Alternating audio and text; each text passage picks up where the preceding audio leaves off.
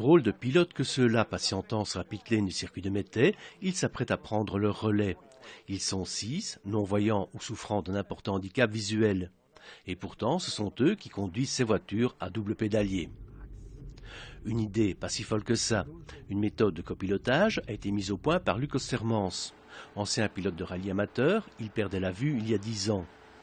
Le Louviérois qui vit aujourd'hui dans le sud de la France perdait aussi son autonomie et sa passion.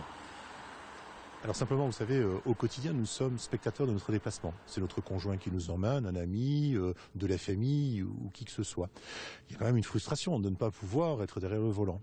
Donc grâce à ce langage dédié, grâce à l'association et grâce à nos partenaires, comme le circuit aujourd'hui de Mettey qui nous accueille très généreusement, grâce aussi à l'auto-école Bara qui nous met à disposition 3 moniteurs et 2 voitures, eh ben, on devient acteur de notre déplacement, ne fût-ce que pour une journée. Et ça, je vous le garantis, ça rehausse l'estime que l'on a de soi.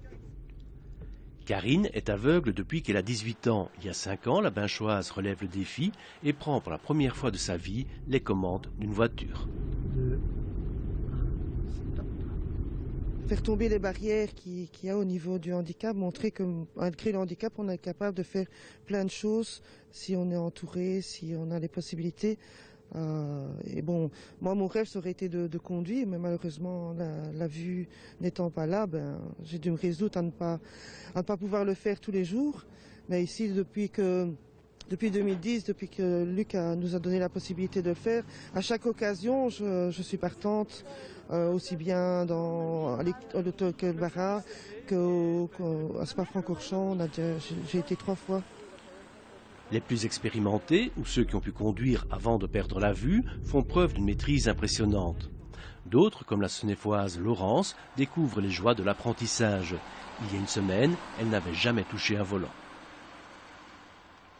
C'est bien, mais on apprend tout doucement, comme un voyant, mais bon, on n'est pas voyant.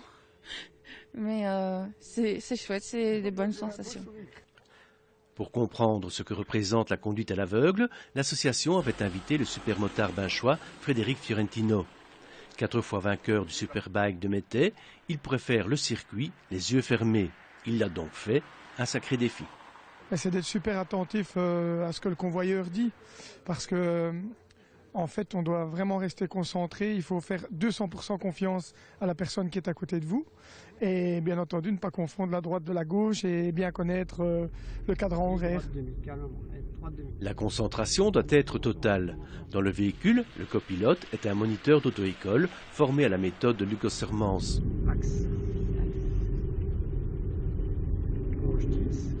Il égrène ses instructions comme le ferait un rallyman. La lecture de notes de la compétition a été adaptée à la conduite sans vision. Comme on vous dit dans l'axe, vous avez votre volant droit avec les mains à 9h15, ok. Et puis quand on dit 5 gauche, 10 gauche, c'est en minutes, donc 5 minutes, 10 minutes. Quart droit, ça veut dire le volant mis à 15 minutes, donc quart côté droit. Et vous faites gauche à l'envers exprès pour nous? Non, c'est parce que je suis en face de la caméra. Donc si vous voulez, je me mets comme ça. La gestion de l'accélérateur et des freins est aussi codifiée de la même manière. Après, il y a un système d'accélération, gaz, pas gaz, levé gaz, léger gaz. Il y a un système aussi de notes pour le freinage, avec un compte à rebours, 5, 4, 3, 2, 1, virage, freinage.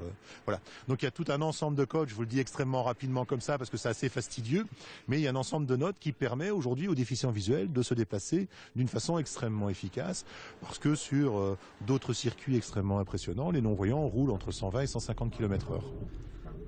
Une méthode qui a fait ses preuves, puisqu'en 2008, Luc Ossermans a battu le record de vitesse pour un aveugle, 308 km/h au volant d'une Lamborghini. Et récemment, il a piloté une Renault de 250 chevaux en ouverture du rallye de Corse. Mais sur l'île de Beauté, comme à Mettey, un seul mot d'ordre, respecter la consigne. J'ai envie de réagir avant qu'il donne les ordres, mais on me dit non, patience, patience. Alors, on doit se mettre en épreuve et beaucoup écouter, beaucoup se concentrer. Les plus aguerris des conducteurs non ou malvoyants approcheront la barre des 100 km/h. Mais au bord de la piste, on ne parle pas, ou alors très peu, chrono et vitesse. On préfère partager ses sensations.